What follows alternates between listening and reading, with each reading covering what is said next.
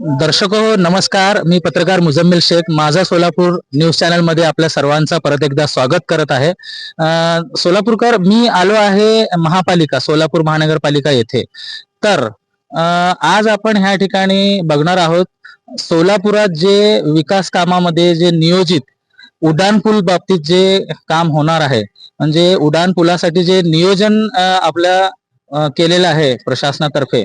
तर त्या पुलाच्या नियोजनामध्ये आजपर्यंत म्हणजे अजून 8 तागायत ते कारवाई, म्हणजे पुढचं काम अजून झालेलं नाही, प्रलंबित आहे. तर त्या गोष्टींवरती थोडीफार चर्चा करण्यासाठी आज आपल्यासोबत सोलापूर विकास मंचचे योगीन गुर्जर सर आपल्या सोबत आहेत. तर आपण त्यांच्यासोबत काही चर्चा करून जाणून घेऊया त्यांच्या प्रतिक्रिया. नमस्कार योगीन सर. नमस्कार नमस्कार. तर सोलापूरच्या सर्व प्रेक्षकांना, दर्शकांना नमस्कार. तर गुर्जर सर, मला असं सांगा की हे जे सोलापूर विकास मंच तर्फे जे काही ऍक्टिव्हिटी होतात, सोलापूर विकास कामासाठी जे ऍक्टिव्हिटी होतात, त्यामध्ये उड्डाणपूल हा एक मोठा विषय आहे. सोलापुरात एक उड्डाणपुलाची गरज आहे. तर हे नियोजन झालेलं आहे ऑलरेडी, तर हा काम प्रलंबित का आहे, म्हणजे तुम्हाला काय वाटतं आणि तुमचं निरीक्षण काय आहे ते थोडक्यात तुमच्या ह्याच्यामध्ये सांगा. मी योगीन गुर्जर, सोलापूर विकास मंच सदस्य. 2016 साली सोलापूरमध्ये 2 उड्डाणपुलं नियोजित केली होती. त्याची पार्श्वभूमी अशी आहे की सोलापूर शहरामध्ये साधारणपणे 2 प्रकारच्या वाहतूक व्यवस्था आहेत.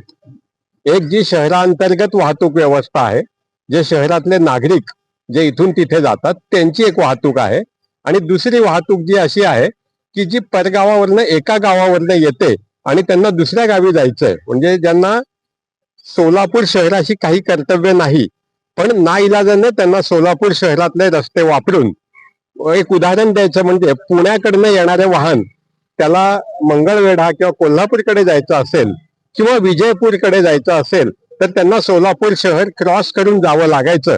त्यामुळे विनाकारण अकारण सोलापूर शहरामधली वाहतूक वाढायची आणि त्यामुळे अपघात सुद्धा खूप मोठ्या प्रमाणामध्ये वाढले होते, प्रदूषण वाढायचं, अशा अनेक समस्या त्यामुळे इथे वाढल्या होत्या.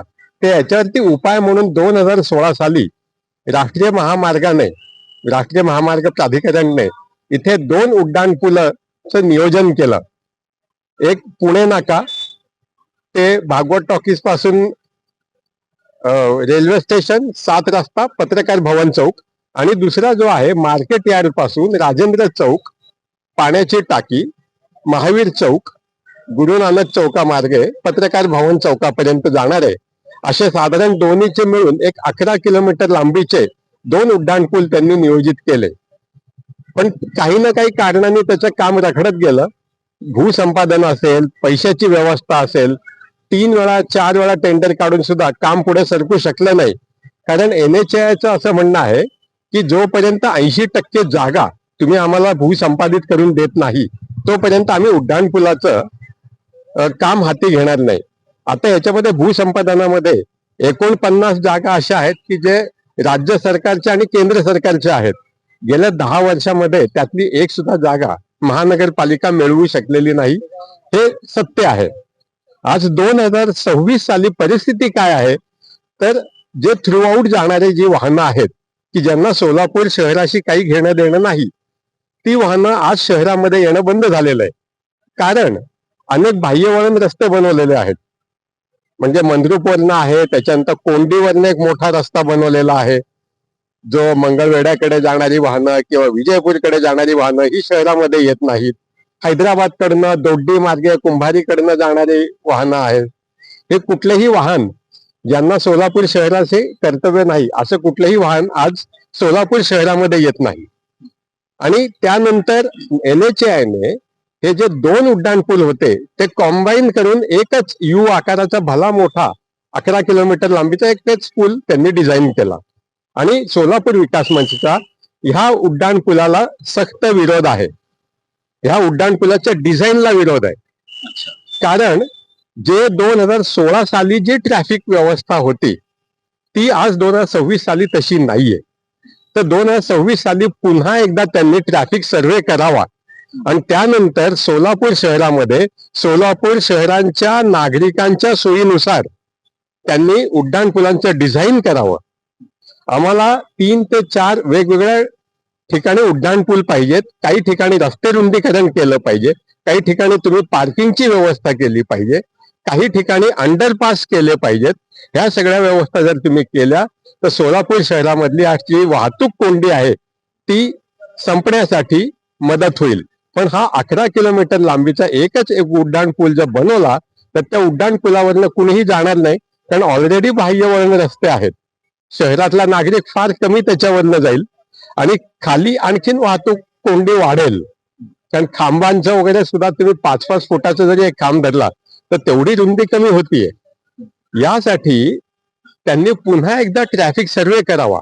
याच्यामध्ये जे 49 शासकीय जागा ज्या काही ताब्यात घ्यायच्यात, आम्हाला वाटतं तेवढी सुद्धा घ्यायची गरज भासणार नाही.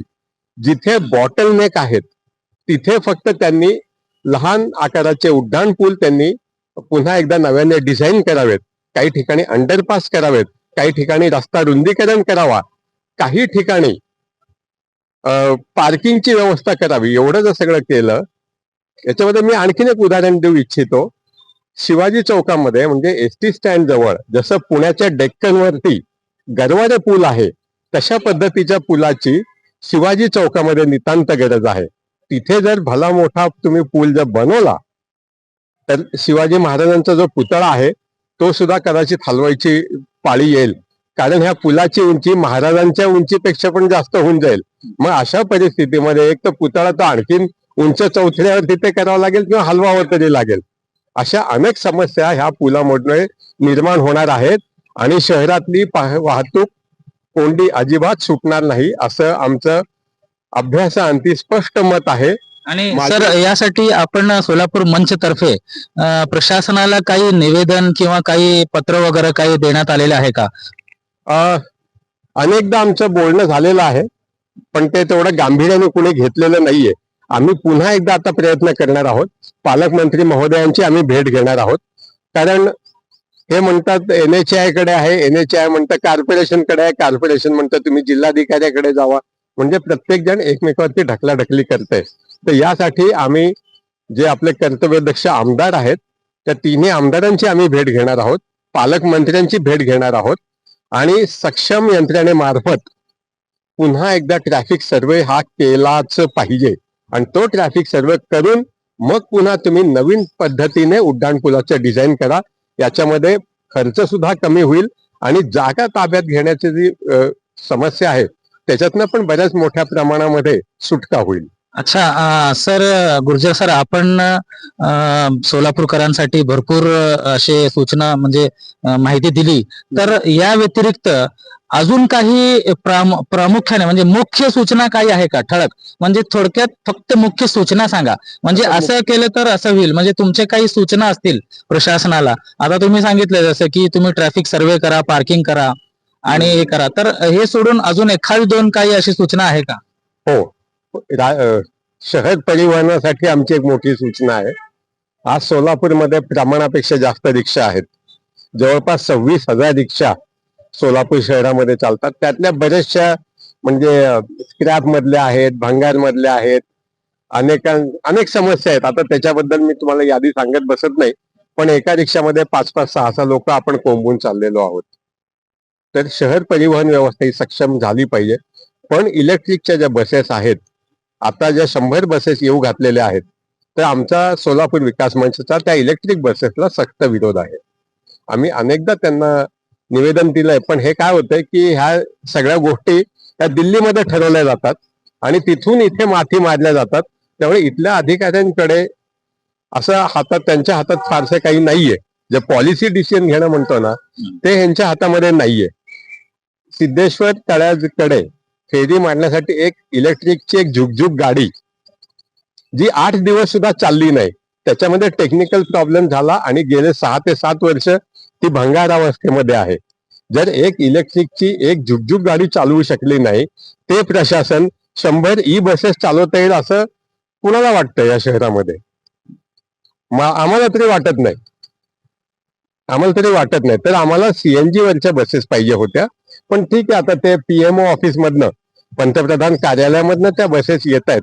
तर त्या बसेस चालवण्यासाठी सक्षम मॅनेजरची नितांत गरज आहे. तर प्रशासनाला आम्ही कमिशनर साहेबांची पण भेट घेऊन सांगितलं की तुम्ही एक सक्षम परिवहन अधिकारी प्रबंधक ची तुम्ही नेमणूक करा. आज ते झालेलं नाही. अन्यथा त्या ज्या काही 100 बसेस येणार आहेत त्या सुद्धा 1-2 वर्षामध्ये त्या सुद्धा मातीमोल होऊन जातील. तर आमची ती एक त्यांना कळकळीची विनंती अच्छा, आहे. बरेच महत्वाची माहिती आणि सूचना आपण या ठिकाणी मांडलेली आहे सर. मला एक शेवटचा एक प्रश्न असा विचारायचा होता. सोलापूरच्या नागरिकांना वाहतूक व्यवस्थेला आणि नागरिकांचा त्या वाहतूक व्यवस्थेला प्रतिसाद, त्यांच्यासाठी काही आव्हान, काही सूचना आहे का?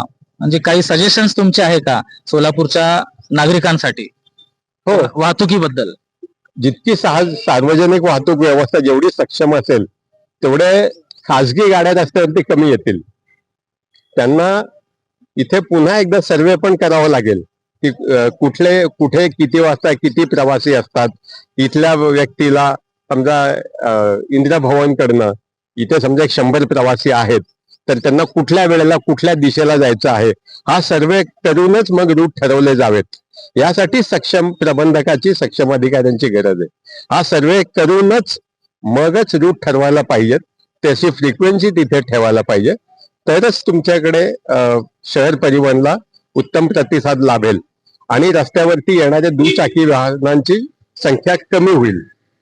अन्यथा इथे बसेस रिकामे धावतायत आणि लोक 2 व्हीलर चाललेलेच आहेत, तिथे रिक्षामध्ये कोंबून चाललेले आहेत. असं सगळं काहीतरी एक त्रांगडं होऊन बसेल.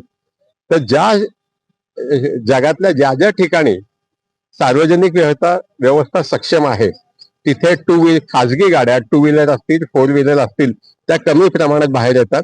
हा सगळ्या जगाचा अनुभव आहे आणि सोलापूरमध्ये सुद्धा तसं घडलं पाहिजे आणि ते घडेल. फक्त एक प्रशासकीय आणि राजकीय इच्छाशक्तीचा अभाव आहे असं आतापर्यंत तरी दिसून येत आहे. खूप खूप धन्यवाद सर. सोलापूरकर, जसं आपण पाहिलात आता की सोलापूर विकास मंचचे योगीन गुर्जर सर आपल्या सोबत आज होते आणि बरीच उपयुक्त अशी माहिती यांनी दिली आणि प्रशासनाला पण काही महत्वाच्या सूचना देखील या ठिकाणी सरांनी मांडल्या. आणि आपण असंच बघत राहावा माझं सोलापूर न्यूज चॅनल. भेटूया पुढच्या सत्रात. नमस्कार.